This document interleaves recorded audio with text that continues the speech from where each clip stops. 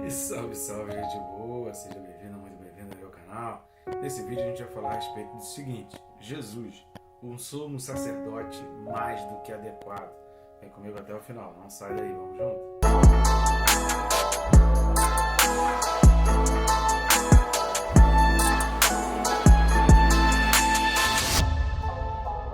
Só não deixe de se inscrever no canal. Faz esse favor para mim, bem rápido e fácil. Você vai clicar no botão que está aí, inscrever-me. E pronto, você já vai estar inscrito, sem tomar muito seu tempo, sem atrapalhar esse vídeo. Eu recomendo também clicar no sininho, que todos os dias estamos aqui às 6 da manhã trazendo um vídeo, um comentário bíblico para você. Isso vai enriquecer muito a tua vida e te disciplinar a estar estudando a palavra.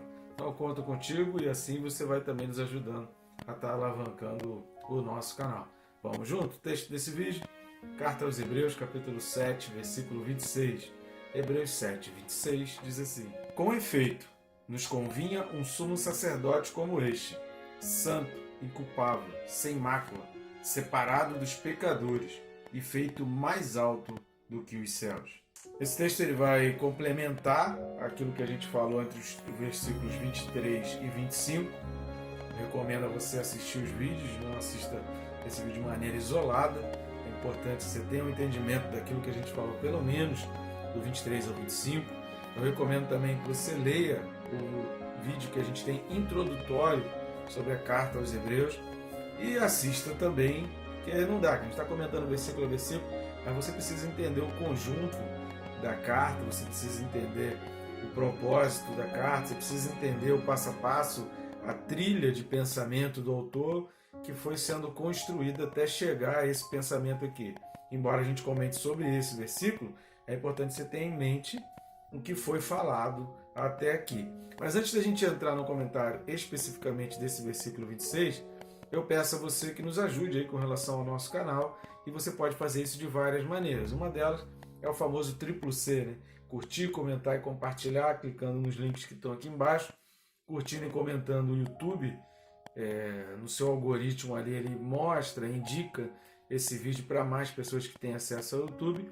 E compartilhando, você vai além desse algoritmo do YouTube, você faz muito mais do que o YouTube pode fazer, porque tem pessoas que você conhece que talvez o YouTube não faça essa recomendação, não faça essa indicação. Então eu conto contigo para estar fazendo essa ajuda, porque quanto mais pessoas tiverem acesso ao canal, quanto mais pessoas inscritas aqui, isso significa que tem mais pessoas em contato com a palavra de Deus. Isso é fantástico, esse é o nosso objetivo. Afinal de contas, o mundo peca por falta de conhecimento, já disse as Escrituras. Você pode também estar nos ajudando de uma outra maneira. Aqui embaixo, na descrição, tem uns links.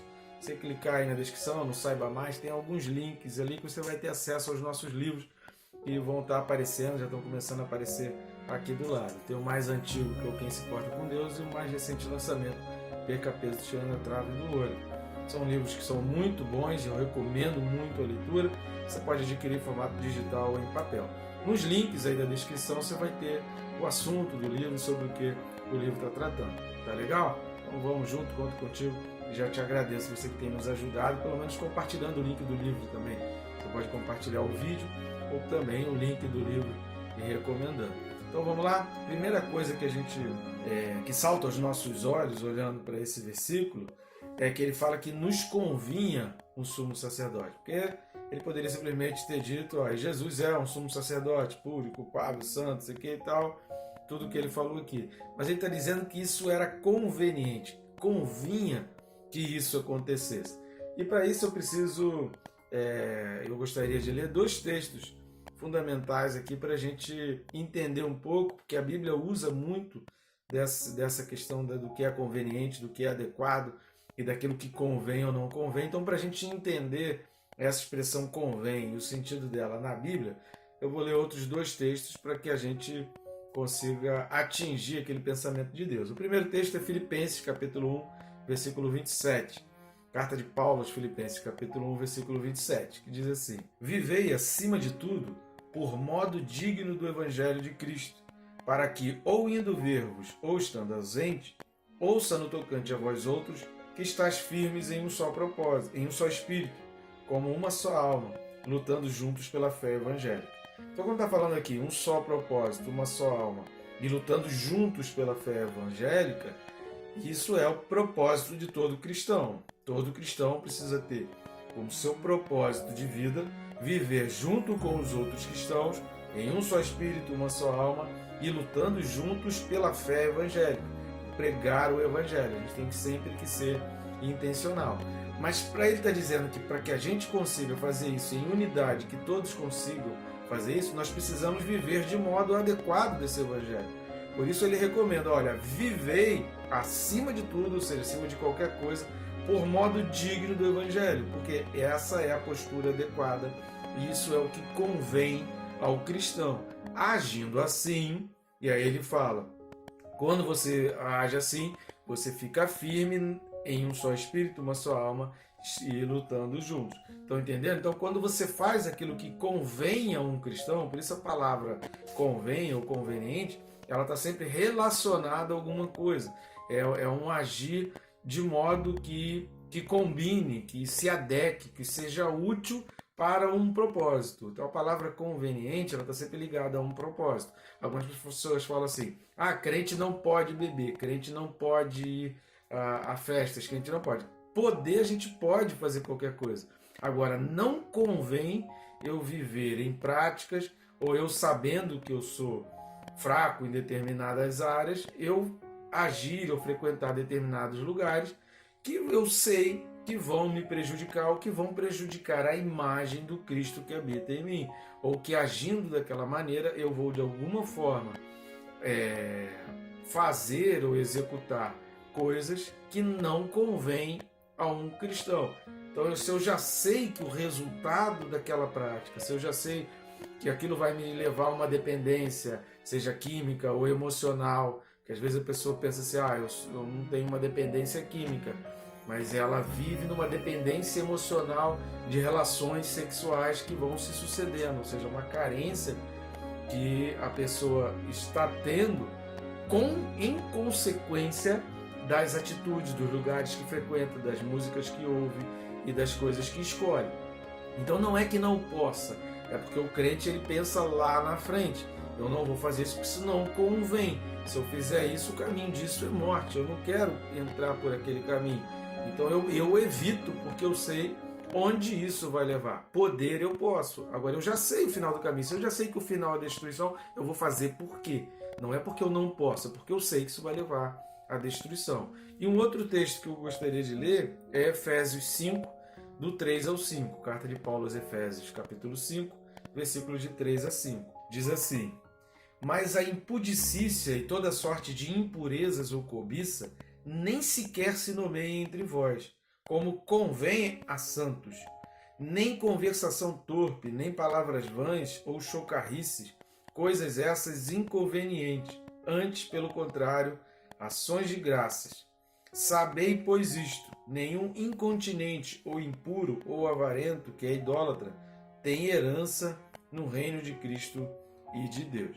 Tem determinadas práticas, determinados lugares, determinados grupos de pessoas que não convém ao cristão participar disso. Por quê? Porque isso não só vai prejudicar a vida daquelas próprias pessoas, porque quando aquelas próprias pessoas entendem ou elas chegam à conclusão de que aquela prática, o cara que é cristão está fazendo isso, então não tem mal nenhum fazer. E aí ela já não para mais para raciocinar nas consequências e onde isso vai levar, qual o destino que está sendo programado para ela dentro daquelas atividades. Que conforme você vai executando a atividade, é como um programa de computador. Comandos estão sendo executados para te levar numa direção. O programa de computador ele faz isso. Você vai executar comandos para atingir um resultado, atingir um determinado objetivo. Quando a gente vai fazendo coisas que são contrárias à palavra de Deus, a gente está executando e dando ordens no mundo espiritual. Lembra das cédulas? Nós falamos lá em Colossenses, Paulo fala que Jesus Cristo riscou a cédula. Só que a gente precisa pensar, a que cédula que Jesus Cristo riscou? As que estavam na mão do diabo, tá, beleza. Mas em que momento eu entreguei esse cheque em branco? Cédula ali é o significado do cheque em branco ou da senha do cartão. Né? Em que momento eu entreguei a senha da minha vida ou entreguei um cheque em branco da minha vida nas mãos do diabo?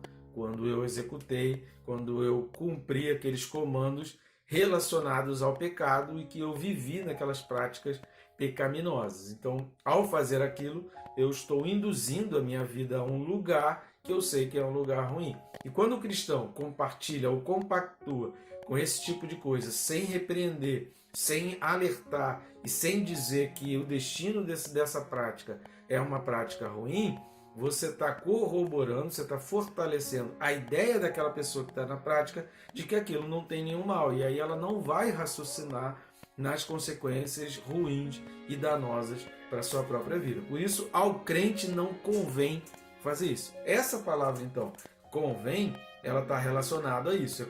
A gente, só para não esquecer, né, para a gente finalizar essa parte do conveniente, você precisa pensar no caso de uma roupa. A roupa que você vai num churrasco na casa de um amigo não é a mesma roupa que você vai numa festa de casamento ou numa festa de formatura. Por quê? A roupa do churrasco, você está mal vestido ao ir naquele churrasco na casa do amigo? Não. Você se vestiu bem, você botou o melhor tênis, a melhor bermuda, a melhor camisa, você foi todo cheiroso, todo bonito para o churrasco na casa do teu amigo. Mas essa roupa não convém para uma formatura, que já é um outro estilo, já é um outro tipo. A roupa que convém a uma formatura, não convém eu ir num churrasco vestido como quem vai numa formatura. A roupa que eu vou a uma festa de casamento como convidado é uma. Agora, não convém eu usar, de repente, essa mesma roupa, esse mesmo tipo de roupa, se eu for, por exemplo, o padrinho ou o oficiante daquela cerimônia ou o próprio noivo. Então, tem roupas que convêm a determinados ambientes. A gente precisa ter o senso para saber o que convém e o que não convém. Ou seja, aquilo que é adequado, aquilo que é útil, aquilo que se encaixa dentro daquilo. A vida do cristão tem coisas que convém e que não convém. E Jesus Cristo era aquele sumo sacerdote que convinha exatamente para que nós pudéssemos ter o sumo sacerdote, conforme nós falamos nos três últimos vídeos, que é aquele sumo sacerdote que realmente é maior, que vai fazer coisas na nossa vida e que vai agir poderosamente na nossa vida como um intercessor, alguém que vai ser um mediador entre nós e Deus, para que venha sobre nós o perdão de Deus. Então, convinha que fosse Jesus Cristo para que pudesse nele completar todos os princípios e todas as diretrizes relacionadas ao sacerdote. A segunda coisa é como este. Esse como este está relacionado àquilo que a gente vai falar posteriormente, que são Jesus foi santo, inculpável, sem mácula, separado dos pecadores, tudo isso. Como este. Este é o modelo de Jesus Cristo. Porém, quando o autor está enfatizando que convinha que viesse um sumo sacerdote como este, que tivesse todas essas qualidades que ele vai falar em seguida, o que ele está querendo dizer é o seguinte: olha, Jesus, na qualidade tanto de Deus quanto de homem, ele conseguiu cumprir todas as coisas. Por que Jesus Cristo era conveniente? Por que convinha que viesse um Jesus Cristo? Porque ele foi 100% Deus e 100% homem. Quando eu compreendo que Jesus foi 100% homem, eu entendo que por mais difícil que seja para mim lutar contra o pecado, eu entendo que é possível. Porque se Jesus venceu, eu posso vencer. Jesus ele fala assim, para que assim como eu estou fazendo, vocês também possam fazer. Para que assim como eu venci o mundo, vocês também possam vencer. Então, para o cristão, convinha que viesse, porque a gente consegue encontrar nele o referencial, o modelo, o primeiro que nos dá a base, sustentação e forças para acreditar que por mais difícil que seja lutar contra práticas pecaminosas, que infelizmente antes de conhecer Jesus eu acabei entrando, em Jesus eu descubro que isso é possível e que nele eu consigo resistir e que através dele existe um mundo completamente diferente, existe uma novidade de vida, existe um caminhar, existe um percurso que eu nunca poderia ter imaginado na minha vida. Quando a gente entende esse como este aqui de Hebreus, que era necessário, que era adequado, que era útil, que esse sumo sacerdote tivesse essa identificação, que fosse esse referencial, que fosse esse modelo, quando eu consigo entender isso, eu consigo compreender porque que tem tanta gente que das duas uma, ou está tentando retirar totalmente a figura do Jesus da história da humanidade, que é apagar, esquece Jesus, esquece tudo que Jesus fez, foi e falou, Ou tem gente que fala assim, poxa, eu não consigo apagar e retirar o Jesus histórico, não vou perder o meu tempo tentando tirar o Jesus da história, mas eu vou começar a tirar o conceito das naturezas de Jesus. Ele não foi só homem, ele foi totalmente Deus. Ele deixou de ser homem no dia do batismo e passou a ser 100% Deus até a sua ressurreição. Então ele conviveu ali com o pecado, mas não como homem, e isso diminui o nosso referencial e o nosso modelo, e a gente acaba não conseguindo forças para lutar contra o pecado, porque a gente não consegue entender que Jesus Cristo venceu da mesma forma que nós. Jesus Cristo sentiu fome tanto quanto nós, Jesus Cristo sentiu sede tanto quanto nós, Jesus Cristo sentiu a traição tanto quanto nós, Jesus Cristo lá no Getsemane, que é exatamente a meditação do nosso livro aí, Quem se importa com Deus. É a meditação sobre o Getsemane, aquele sofrimento de Jesus ali. Ele sofreu como qualquer homem sofreria, sabendo que estava sentenciado à morte. Ele sabia que estava sentenciado à morte antes que essa sentença fosse validada por Pilatos. Ou seja, porque ele sabia todo o plano. Mas aí na qualidade de Deus, ele estava levando aquilo numa boa. Mas enquanto homem, ele sofreu. E aí a oração do homem Jesus foi: se possível, passa de mim esse cálice. Ele só faz esse pedido, e aquela oração de Jesus, que é o tema da nossa meditação do livro Quem se importa com Deus, é exatamente para reforçar essa humanidade de Jesus e para que a gente consiga enxergar nele o modelo reverencial. Eu posso me livrar, eu posso sair do pecado, eu não preciso, não convém a mim ficar preso ao pecado ou ficar nessas práticas. Em Jesus eu consigo encontrar a minha saída. Então a verdade é que Jesus resistiu ao pecado não como Deus, mas como homem. E assim Jesus foi. E aí vem a listagem das qualidades de Jesus. Santo, a palavra santo significa purificado do pecado, separado do pecado para Deus. A palavra santo, ela está sempre relacionada também a alguma coisa, separado para. Santo significa que foi separado, que foi retirado para. Ou seja, eu tiro o meu gosto pelo pecado para adquirir o gosto por Deus. Eu retiro a minha dependência em vícios ou dependência emocional em pessoas para que eu viva uma dependência saudável e espiritual em Deus através da oração e da palavra e da pregação do Evangelho. Então eu mudo as minhas práticas, o meu linguajar, para que eu adquira uma prática, um linguajar que seja do reino. Lembra do texto aí que a gente falou de Efésios? Dá uma lida de novo lá em Efésios 5, do 3 ao 5. Então ser santo é ser isso, é eu deixar um hábito para adquirir outro, é eu deixar um estilo de vida para iniciar outro, é eu largar um ser humano que eu sempre fui a minha vida inteira para ser o ser humano que Deus quer que eu seja daqui por diante. Eu fui desde que eu nasci até agora, mas em Cristo eu posso ser outro daqui para frente. Isso é ser santo. Quando eu entendo que houve uma divisão, quando eu entendo que houve uma virada de página na minha vida. Inculpável. Inculpável é sem malícia, é ser inocente.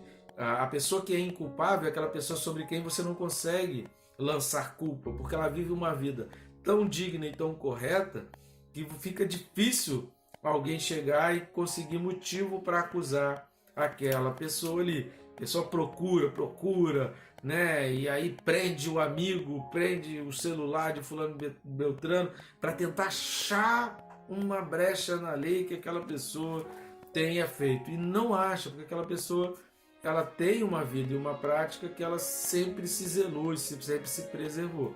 Esse é o inculpável e assim foi Jesus. Separado dos pecadores. Parece que é parecido com santo, mas não é. Separado dos pecadores significa aquela pessoa, e o sentido da palavra no grego ali, é aquela pessoa que não se deixa se levar por aqueles que são totalmente maus. Separado dos pecadores é aquelas pessoas que não são influenciáveis, é aquelas pessoas que não se permitem ser influenciadas por quem vive no vício. Ser separado dos pecadores são aqueles tipos de pessoas que conhecem o ambiente e entendem. E isso vai me levar a crimes, seja qualquer tipo de crime. Às vezes uma sonegação fiscal é um crime, um assassinato é um crime, um roubo é um crime, né? Um assalto é um crime, um furto é um crime. Então existem vários tipos de crimes, biblicamente falando. A mentira é um crime, um adultério é um crime.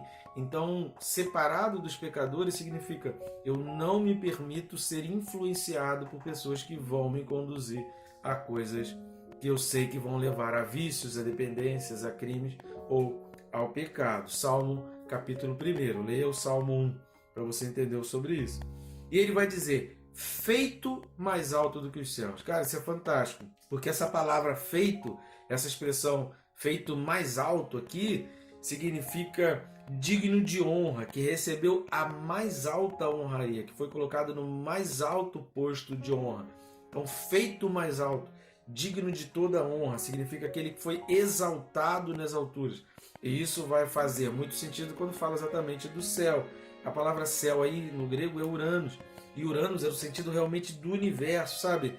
Onde a origem de todos os relâmpagos e trovões, o espaço sideral, ou seja, tudo que você conhece de estrelas, planetas e do céu como a gente conhece, como o povo jamais poderia ter conhecido naquela época em que foi escrita a carta aos Hebreus, Jesus está acima disso tudo.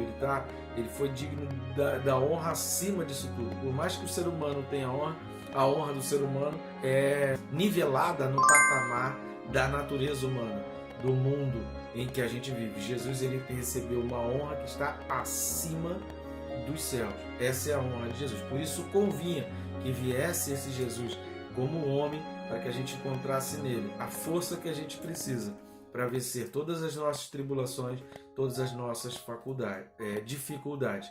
Creia no Senhor, querido, será salvo, tu e a tua casa. Que Deus te abençoe, rica e poderosamente.